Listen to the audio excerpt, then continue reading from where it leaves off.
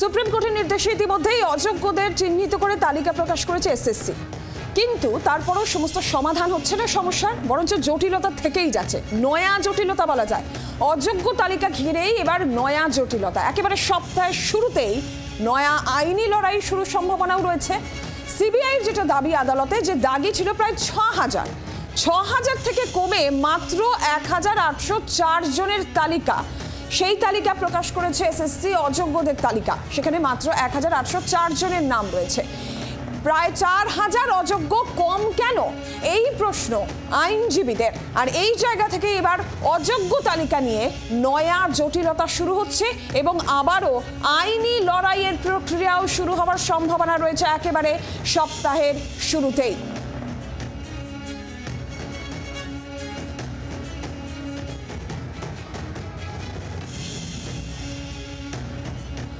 আর এই মুহূর্তে আমাদের সঙ্গে আমাদের প্রতিনিধি অর্ণবাংশ নিয়োগে সরাসরি রয়েছেন, আইনজীবী আশিস চৌধুরী রয়েছেন এবং চাকরিহারা আন্দোলনের অন্যতম মুখ সুমন বিশ্বাস আমাদের সঙ্গে এই মুহূর্তে সরাসরি রয়েছেন। আমি প্রথমে একটু অর্ণবাংশুর কাছে যাই। অর্ণবাংশ, অযোগ্যদের তালিকা প্রকাশ করলো এসএসসি, কিন্তু তারপরেও জটিলতা তো থেকেই গেল। যে সিবিআই এর দাবি ৬,০০০, অযোগ্য তালিকায় সিবিআই এর দাবি হচ্ছে ৬,০০০ জন, কিন্তু এসএসসির তালিকায় দেখতে পাওয়া যাচ্ছে মাত্র ১,৮০৪। আবারও আইনি লড়াইয়ের সম্ভাবনা, কি খবর রয়েছে?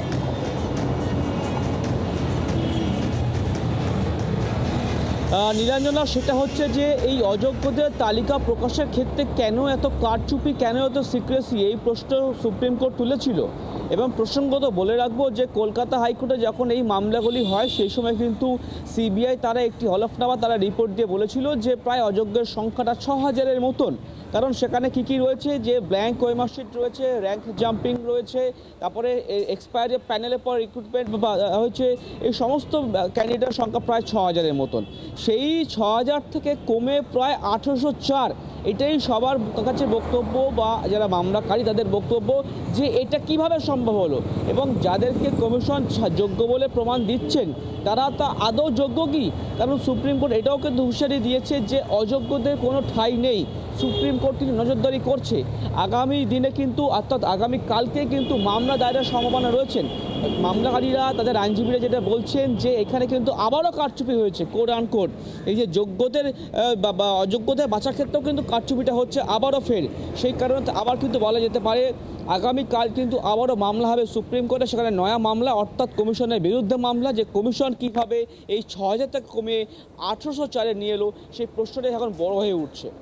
অর্ণবাংশ, তুমি আমাদের সঙ্গে থাকো। আইনজীবী বিকাশ রঞ্জন ভট্টাচার্য, তার বক্তব্য একবার শুনে নি।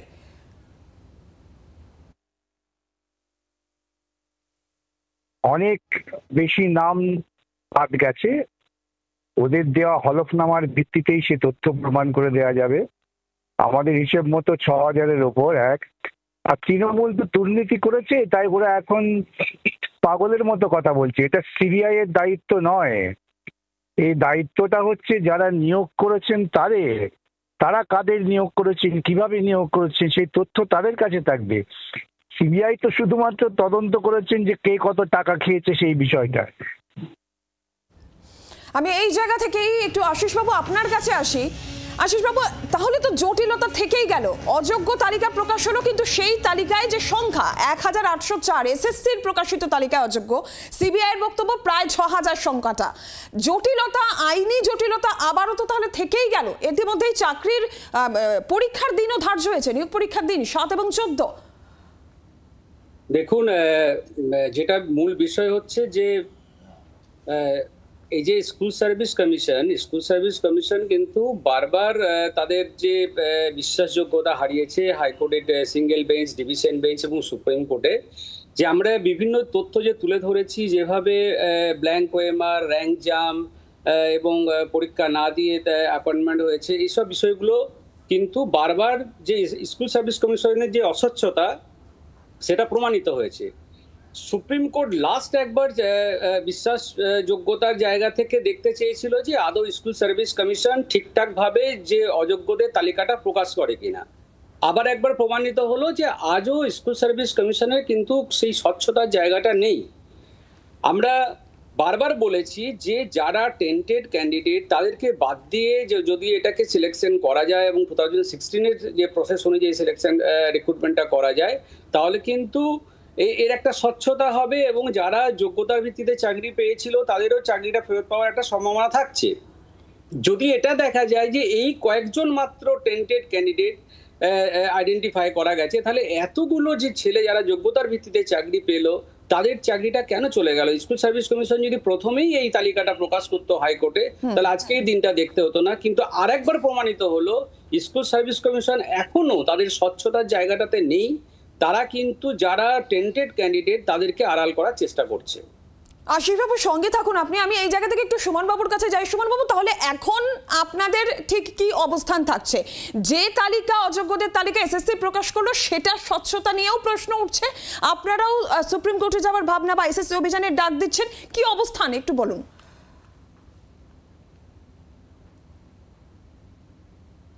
মহামান্য সুপ্রিম কোর্ট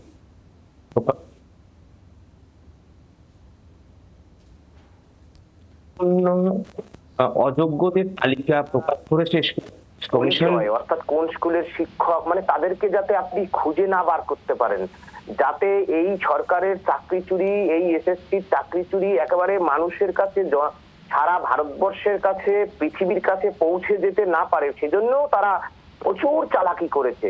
দিনের পরিবর্তে রাতে প্রকাশ করেছে, অনেক চালাকি করেছে। এখন আমাদের বক্তব্য, সুপ্রিম কোর্ট, মহামান্য সুপ্রিম কোর্ট বলেছে অযোগ্যদের ফাইনাল মানে সম্পূর্ণ নিখুঁত এবং নির্ভুল তালিকা প্রকাশ করতে। তাহলে এই তালিকা যে অসম্পূর্ণ, আমরা সুপ্রিম কোর্টের দৃষ্টি আকর্ষণ করব, বিচারপতিদ্বয়দের দৃষ্টি আকর্ষণ করব যে এই সেই অযোগ্য যাদের জন্য আমরা যারা আনটেন্টেড অর্থাৎ যোগ্য, নিজের মেধার বলে বলিয়ান হয়ে চাকরি পেয়েছি, 7 বছর ধরে শিক্ষকতা করেছি, তাদেরকে তাদের জীবনকে সুবলদের মতো জলাঞ্জলি দেওয়া হচ্ছে, কেন আমাদেরকে পরীক্ষায় বসানো হচ্ছে? এই বক্তব্য নিয়ে আমরা সুপ্রিম কোর্টের কাছে যাব এবং যারা 7 বছর ধরে গ্রাম বাংলার শিক্ষা ব্যবস্থা ধ্বংস করলো এই অযোগ্যরা, তারা কেন যে যে নেতাদের কাছে টাকা দিয়েছিল তারা কেন এখনো তাদেরকে কলার ধরছে না? আর আমরা শান্তিপূর্ণভাবে আগামীকাল এসএসসি অভিযানে যাচ্ছি। মাননীয় চেয়ারম্যান সিদ্ধার্থ মজুমদার মহোদয় তিনি যে সুপ্রিম কোর্টে হলফনামা দিয়েছেন যে 15,000 প্লাস যারা আনটেন্টেড অর্থাৎ কলঙ্ক মুক্ত শিক্ষক, তাদেরকে এই যে নরক যন্ত্রণা থেকে মুক্তি দিক। অন্যথায় রাজ্য সরকার, রাজ্যের মাননীয় মুখ্যমন্ত্রী যোগ্য শিক্ষকদের ধৈর্যের পরীক্ষা যদি নেয়, সেটা ভয়াবহ রূপ আকার ধারণ করবে। এটা আমি আজকের দিনে জানিয়ে রাখলাম। আমরা শান্তিপূর্ণভাবে পুলিশ প্রশাসনকে চিঠি দিয়ে প্রশাসনের সহযোগিতায় আগামীকালের এসএসসি অভিযান করব। সেই অভিযান ভেঙে দেওয়ার চেষ্টা করলে আমরা সর্বশক্তি দিয়ে রুখে দেওয়ার চেষ্টা করব। এই চোর রাজ্য সরকার, আপনাদের চাকরি চুরির দায় কেন আমাদের নিতে হবে? এই প্রশ্ন আমরা বাংলার মানুষকে রাখলাম। সুমনবাবু, আপনাকে সঙ্গে থাকতে অনুরোধ করব। অযোগ্যদের তালিকা প্রকাশ করেছে এসএসসি এবং সুপ্রিম কোর্টের নির্দেশ মেনে 1804 জনের নামের তালিকা প্রকাশ হয়েছে, কিন্তু তারপরেও জটিলতার জায়গা থাকছে, কারণ সিবিআই অনুযায়ী সেই তালিকায় যে সংখ্যা সেটা প্রায় 6000, বা তাহলে বাকি 4000 প্রায় তাদের কোথায় গেল নাম?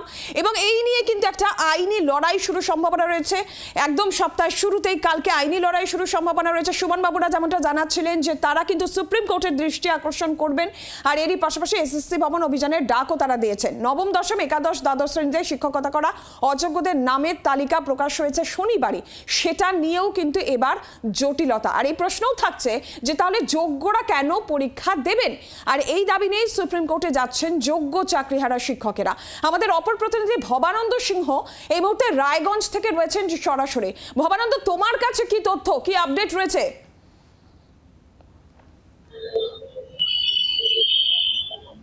দেখো, তালিকা প্রকাশ পাওয়া মাত্রই বিভিন্ন নাম যেগুলো উঠে আসছে, নামগুলো দেখে অন্তত বোঝা যাচ্ছে যে কারা কারা টেন্টেড। তার মধ্যে উত্তর দিনাজপুর জেলা এবং রায়গঞ্জের বিভিন্ন জায়গায় বিভিন্ন স্কুলে যারা আছেন তারা কারা এরকম সব বোঝা যাচ্ছে, দেখে বোঝা যাচ্ছে, যদিও সেখানে কোনো স্কুলের নাম উল্লেখ করা নেই। তো এরকমই একটি বিতর্কিত নাম উত্তর দিনাজপুরের যে সভাধিপতি ছিলেন সেই সময়কার, অর্থাৎ 18 সালে যিনি উত্তর দিনাজপুর জেলা পরিষদের সভাধিপতি ছিলেন, সেই কবিতা বর্মনের নামও কিন্তু এই তালিকায় ছিল এবং অভিযোগ ছিল সেই সময় যে তিনি সাদা খাতা জমা দিয়ে চাকরি পেয়েছেন। এবং এই তালিকার মধ্যে 589 589 নম্বরে এই কবিতা বর্মনের নাম দেখা যায়। আমরা তালিকা প্রকাশের পরই তার বাড়িতে যাই, তার সঙ্গে যোগাযোগ করার চেষ্টা করি, কিন্তু তার বাড়িতে গিয়ে কাউকে আমরা পাইনি। বাড়ি অন্ধকার ছিল, একটি গেটে তালা মারা ছিল।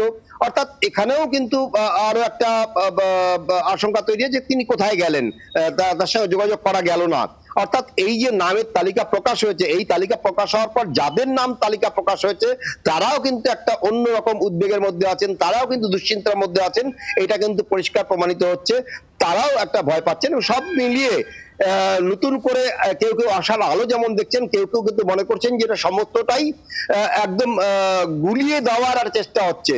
এই গুলিয়ে দেওয়ার চেষ্টাতে কিন্তু সবকিছু হারিয়ে দেওয়ার ব্যবস্থা হচ্ছে, এরকম তথ্য কিন্তু মোটামুটি একটা উঠে আসছে। এবং শনিবার রাতে এই নাম তালিকা প্রকাশ হওয়া এবং রবিবার অর্থাৎ আজ যেভাবে সকাল থেকে স্কুলগুলো বন্ধ, এই যে ভেরিফিকেশন, এই ভেরিফিকেশনও কিন্তু করা যাবে না কোন নাম কোথায় ছিল এবং কে কোথায় আছেন। নীলাঞ্জনা, সঙ্গে থাকো, ভবানন্দ সঙ্গে থাকো। অর্থাৎ ভবানন্দ যেমনটা আমাদের জানাচ্ছিলেন যে অযোগ্যদের তালিকা উত্তর দিনাজপুরের দিকে যদি নজর রাখা যায় তাহলে জেলা পরিষদের প্রাক্তন সভাধিপতির নাম কবিতা বর্মনের নাম রয়েছে সেই তালিকায়। 2018 থেকে 2023 সভাধিপতি ছিলেন কবিতা বর্মন, ইটাহারের বালিজোল হাই স্কুলের সহ শিক্ষিকা পদে চাকরি পেয়েছিলেন। অর্থাৎ যে নামের তালিকা প্রকাশ হয়েছে, অযোগ্যদের যে নামের তালিকা প্রকাশ হয়েছে সেটা নিয়েও যেরকম একটা বিতর্ক থাকছেই, আর এরই পাশাপাশি বাকি যে 4000 তাদের নাম বাদ গেল কেন এই প্রশ্ন উঠছে। যে যেই তালিকা সিবিআই যে তালিকা ছিল সেখানে 6000 প্রায় নাম ছিল, কিন্তু এসএসসির প্রকাশিত অযোগ্যদের তালিকা 1804। আর এই জায়গা থেকে জটিলতা আরো একবার একটু আমি আশিস বাবুর কাছে যাই। আশিস বাবু, তাহলে যেখানে পরীক্ষা, আবারও পরীক্ষার দিন ঠিক হয়ে গিয়েছে, 7 এবং 14 সেপ্টেম্বর পরীক্ষা হবে, অযোগ্যদের তালিকা প্রকাশ হলো কিন্তু সেটা স্বচ্ছতা নিয়েও প্রশ্ন উঠছে। তাহলে এই যে নিয়োগ গোটা প্রক্রিয়া সেটা তো আবারও এফেক্টেড হওয়ার সম্ভাবনা রয়েছে।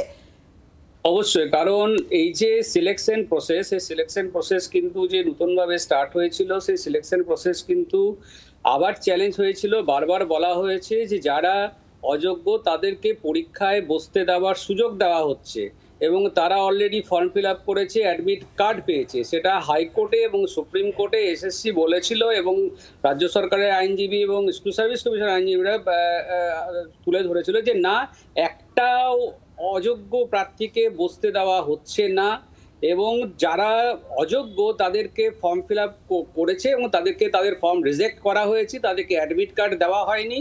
কিন্তু এই যে কালকে যে তালিকা প্রকাশ হলো সেখানেও দেখা যাচ্ছে যারা টেন্টেড ক্যান্ডিডেট বলে চিহ্নিত তারাও কিন্তু অ্যাডমিট কার্ড অলরেডি পেয়েছে। তাহলে সেই জায়গায় দেখতে গিয়ে এটা যে পরিষ্কার হয়ে যাচ্ছে যে রিক্রুটমেন্ট প্রসেসটা হচ্ছে সেখানেই বা স্বচ্ছতাটা কোথায়, এবং সেটাও কিন্তু সুপ্রিম কোর্টের দৃষ্টিগোচরে আনা হবে। কারণ বারবার বলা হয়েছে যে সুপ্রিম কোর্ট বারবার বলেছে যারা একটাও টেন্টেড ক্যান্ডিডেট যেন এই পরীক্ষায় বসতে না পারে।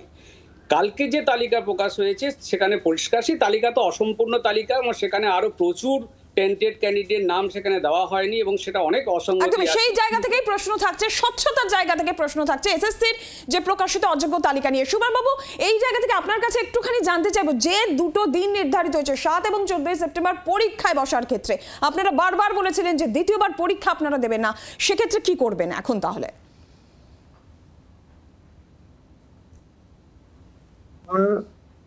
মহামান্য সুপ্রিম কোর্টের নির্দেশ 3 এপ্রিল 2025 বা রিভিউ, যে কারা এই ফ্রেশ সিলেকশন, সেই আইনের সূত্র ধরে বলছি, যারা আনটেন্টেড মানে নট স্পেসিফিক্যালি টেন্টেড আর ডিজেবল তাকে ফ্রেশ সিলেকশন করতে বলা হয়েছে। তাহলে অ্যাফোর্সের ডিক্লেয়ার ভ্যাকেন্সিতে যদি ফ্রেশ হয়, আজকের দিনের যে স্টেটমেন্ট সেই তাতে আমরা অংশগ্রহণ করতে নিশ্চিতভাবে রাজি আছি। কিন্তু নিজেদের রাজ্য সরকার বোর্ড এসএসসির চাকরি চুরির দুর্নীতি তড়িঘড়ি করে ঢেকে মুছে ফেলার জন্য যে তাড়াহুড়ো করে পরীক্ষা, অর্থাৎ 22 আগস্ট থেকে 2রা September form, 3 April admit card, তার নিয়ার অ্যাবাউট 4 দিনের মাথায় পরীক্ষা, সেই পরীক্ষায় আমরা অংশগ্রহণ করব না। আগামীকাল যে এসএসসি অভিযান হবে, আলোচনা হবে, কারণ রাজ্য সরকার যদি জেদাজিদি করে যোগ্যদের চাকরি খেয়ে নিয়েছে, তাহলে এই যোগ্যরাই এই রাজ্য সরকারের চাকরি খেয়ে নেবে, এদের গদিটা খেয়ে নেবে। আমি পরিষ্কারভাবে বলে দিলাম, কোনো রাগঢাক নেই। আবার আমরা যারা আনটেন্টেড, আমরা যারা যোগ্য, তাদেরকে কেন এই রাজ্য সরকার সরকারি মেকানিজম, নির্বাচিত সরকার সংবিধানকে শপথ নিয়ে কেন তাদেরকে পরীক্ষায় বসাচ্ছে? এই প্রশ্ন থাকছে যারা চাকরিহারা আন্দোলনের অন্যতম মুখ সুমন বিশ্বাসের বক্তব্য আপনারা শুনছিলেন। সুমন বাবু ধন্যবাদ আপনাকে, আশিস বাবু আপনাকেও ধন্যবাদ, অর্ণবাংশু, ভবানন্দ তোমাদেরকেও ধন্যবাদ জানাচ্ছি। আর এর মধ্যেই যে খবর যে এসএসসি পরীক্ষায় অযোগ্য যারা, তাদের অ্যাডমিট কার্ড বাতিল করলো কমিশন। সূত্রের খবর যে 1400 অযোগ্য শিক্ষকের অ্যাডমিট কার্ড বাতিল। নবম, দশম এবং একাদশ দ্বাদশ শ্রেণী মিলিয়ে 2160 অ্যাডমিট কার্ড বাতিল হয়েছে। নবম দশমে 1140 এবং একাদশ দ্বাদশে 1020টি অ্যাডমিট কার্ড বাতিল করা হয়েছে। যে খবর পাওয়া যাচ্ছে, অযোগ্যদের অ্যাডমিট কার্ড বাতিল করলো কমিশন। অযোগ্যদের তালিকা ইতিমধ্যেই প্রকাশ করেছে কমিশন, আর এবার অযোগ্যদের অ্যাডমিট কার্ডও বাতিল করলো কমিশন। শ্রেয়সী গঙ্গোপাধ্যায় রয়েছেন টেলিফোন লাইনে প্রতিনিধি। শ্রেয়সী, কি খবর রয়েছে? অযোগ্যদের অ্যাডমিট কার্ডও বাতিল করলো কমিশন। একেবারে দেখো, প্রথমে কালকে কমিশনের পক্ষ থেকে প্রথম যে তালিকা প্রকাশ করা হয়, সেই তালিকায় কিন্তু সেক্ষেত্রে যে 1804 জনের নাম ছিল, তারাই কিন্তু মূলত দাগি বা তারা সেক্ষেত্রে তারাই কিন্তু অযোগ্য, এমনটাই কিন্তু বলে, অর্থাৎ টেন্টেড ক্যান্ডিডেট বলেই কিন্তু কার্যত সেক্ষেত্রে এই তালিকা প্রকাশ করা হয়েছিল। পরবর্তীকালে কমিশনের পক্ষ থেকে আরো একটি এক্ষেত্রে নোটিশ বা অর্ডার বলা যেতে পারে, সেটা আপলোড করা হয়, যেখানে বলা হয় যে এক্ষেত্রে যেহেতু সুপ্রিম কোর্টের স্পষ্ট নির্দেশ যে যারা অযোগ্য তারা কোনোভাবেই পরীক্ষায় বসতে পারবে না, যে সেই জায়গা থেকে দাঁড়িয়ে কিন্তু এক্ষেত্রে দেখা যাচ্ছে যে পরবর্তীকালে ইতিমধ্যে পরীক্ষায় বসার জন্য এই যে অযোগ্যদের যে তালিকা, সেই তালিকায় যাদের নাম ছিল তাদের মধ্যে থেকে দেখা যাচ্ছে যে বহু মানুষ কিন্তু বহু ক্যান্ডিডেট তারা কিন্তু সেক্ষেত্রে অ্যাপ্লাই করে দিয়েছিল। ফলে সেই জায়গা থেকে দাঁড়িয়েই কিন্তু তাদের যে নাম অ্যাডমিট কার্ডগুলো, সেই অ্যাডমিট কার্ডগুলো বাতিল করা হয়। এবং এক্ষেত্রে দেখা যায় যে অনেকেই কিন্তু যেমন নবম দশমের জন্য আবেদন করেছেন, ঠিক তেমনই কিন্তু একাদশ দ্বাদশের জন্য আবেদন করেছে। ফলে পরবর্তী যে বিজ্ঞপ্তি কমিশনের পক্ষ থেকে প্রকাশ করা হয়, সেখানে ইতিমধ্যেই এই অযোগ্যদের যারা পরীক্ষায় বসার জন্য অ্যাপ্লাই করেছিলেন তাদের অ্যাডমিট কার্ড বাতিল করে বিজ্ঞপ্তি জারি করা হয়। ধন্যবাদ শ্রেয়সী। বাংলার আওয়াজ, বাঙালির আবেগ, জি 24 ঘন্টা।